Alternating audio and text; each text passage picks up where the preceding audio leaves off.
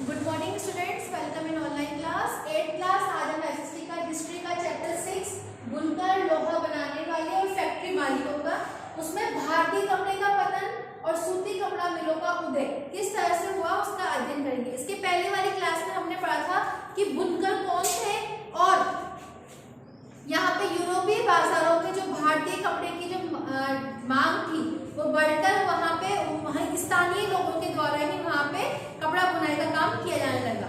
ठीक है, अब हम पढ़ते हैं भारतीय कपड़े का पतन कि ब्रिटेन में सूती कपड़ा उद्योग के विकास में भारतीय कपड़ा उत्पादकों पर कई तरह के असर पड़े थे, क्योंकि ब्रिटेन में भी कपड़ा उत्पादन की प्रक्रिया स्टार्ट कर दी गई थी।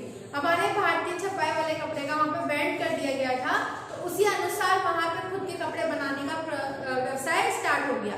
पहला कि अब भारतीय कपड़े को यूरोप और अमेरिका के बाजारों में ब्रिटिश उद्योगों में बने उन कपड़ों का मुकाबला करना पड़ रहा था। ठीक है, जो भारतीय कपड़ा था अब वहीं पे ब्रिटेन में बनने वाला और यूरोप में अमेरिका में बनने वाला या उनमें, तो वही उन कपड़ों से उसके कंपटीशन या मुकाबले की प्रक्रिया उनमें होने लगी। दूसरा था कि भारत से इंग्लैंड को कपड़े का निर्यात थोड़ा मुश्किल होता जा रहा था, क्योंकि ब्रिटिश सरकार ने भारत से आने वाले कपड़े पर भारी सीमा शुल्क लगा दिया गया था। इंग्लैंड में बने सूती कपड़े ने 19वीं सदी की शुरुआत तक भारतीय कपड़े को अफ्रीका, अमेरिका और यूरोप के परंपरागत बाजारों से बाहर कर दिया था।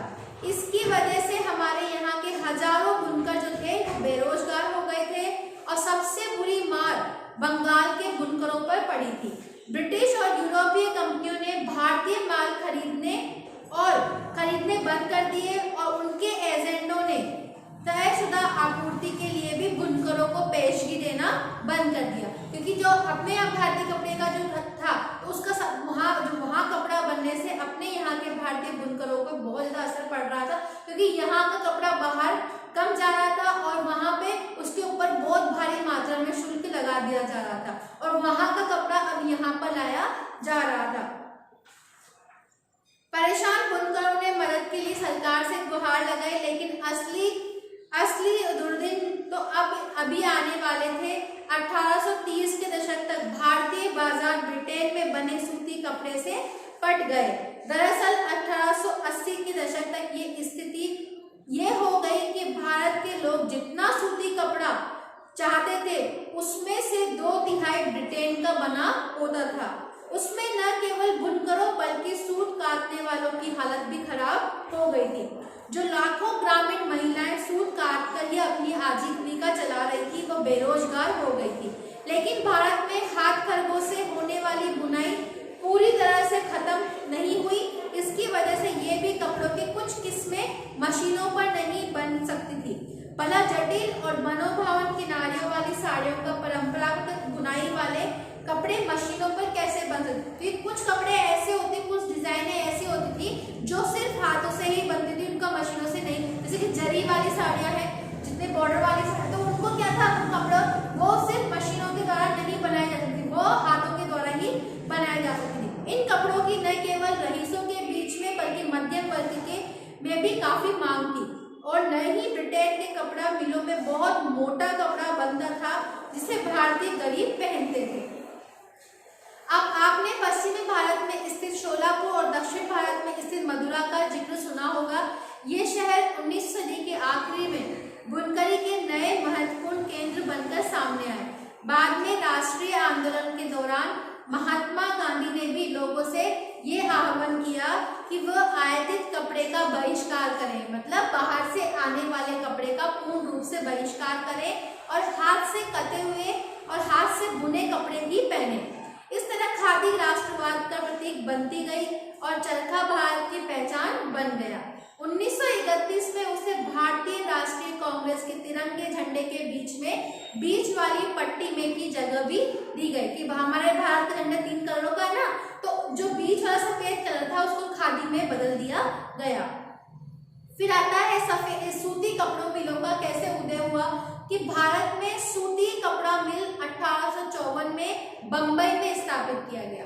कि सबसे पहले कहाँ स्थापित हुआ था, बंबई में। ये कताई मिल थी। 19वीं सदी की शुरुआत से ही भारत से इंग्लैंड और चीन को होने वाले कच्चे कपास के निर्यात निर्यात के लिए भी बम्बई एक महत्वपूर्ण बंदरगाह बन गया, क्योंकि वो बाहर इंग्लैंड और चीन को होने वाले कच्चे कपास, वहां से कच्चे कपास भी उनको भेज जाते थे, और जो कि इसका बंदरगाह के द्वारा ही भेज जाते थे, समुद्री रास्तों के द्वारा। तो बम्बई पश्चिमी भारत के काली मिट्टी और विशाल पट्टी से काफी निकट था, क्योंकि वहां की मिट्टी कैसी थी? काली मिट्टी थी, और काली मिट्टी क्या होती? कपास को उगाने में बहुत ज्यादा सहयोगी होती है। जहां कपास की खेती की जाती थी, जब वहां सूती कपड़ा मिलों की स्थापना हुई तो उन्हें कच्चा माल वहां से आसानी से मिलने लगा। सन 1900 तक आते आते बंबई में 84 कपड़ा मिलें चालू हो चुकी थी। उनमें से बहुत सारी मिलें फारसी और गुजराती व्यवसायों ने खोली थी, जो चीन के साथ व्यापार के जरिए काफी पैसा कमा चुके थे। इस दौरान दूसरे शहरों से भी ऐसे कई कारखाने खोले गए। अहमदाबाद में पहला कारखाना 1861 में खुला। अगले ही साल संयुक्त प्रांत स्थित कानपुर में भी एक कारखाना खुल गया। सूती कपड़ा मिलों की बढ़ती संख्या के कारण मजदूरों की मांग भी बढ़ने लगी। हजारों गरीब काश्तकार, दस्तकार और खेतिहर कामगार कारखानों में काम करने के लिए शहरों की तरफ जाने लगे। प्रारंभिक कुछ दशकों के दौरान भारतीय कपड़ा कारखानों को बहुत सारी समस्याओं से जूझना पड़ा। सबसे पहली समस्या तो ये थी कि उद्योगों को ब्रिटेन के लिए सस्ते कपड़ों का मुकाबला करना पड़ता था, क्योंकि ब्रिटेन में मशीनों के द्वारा कपड़ा बनता था तो वो बहुत सस्ता होता और मोटा होता था, लेकिन भारतीय जो कपड़ा था उसको बनने में टाइम लगता था और वो बहुत बारीक होता था, उसको कपड़े की लागत क्या थी? थोड़ी ज्यादा थी। ज्यादातर देशों में सरकार आयातित वस्तुओं पर सीमा शुल्क लगाकर अपने देश में औद्योगिकरण को बढ़ावा देती थी। इससे प्रतिस्पर्धा खत्म होती जाती थी और संबंधित देश के नवजात उद्योगों को संरक्षण मिलता था, परंतु औपनिवेशिक सरकार ने स्थानीय लोगों को आमतौर पर इस तरह की सुरक्षा नहीं दी। लिहाजा भारत में औद्योगिक सूती वस्त्र उद्योग की पहल बढ़ी और प्रथम विश्व युद्ध के समय दिखाई गई, जब ब्रिटेन से आने वाले कपड़े की मात्रा में काफी कमी आ गई थी और सैनिक जरूरतों को पूरा करने के लिए भारतीय कारखानों से कपड़े और उत्पादन का जो मांग थी वो भी काफी बढ़ गई थी। अब आपकी टीपू सुल्तान की तलवार और वुड स्टील यह आपके चैप्टर से हटा दिया गया है, ठीक है। अब इसके आगे का हम अगली क्लास में अध्ययन करेंगे। यहाँ तक आपको सबको समझ में आ गया होगा, ठीक है। Thank you, have a nice day.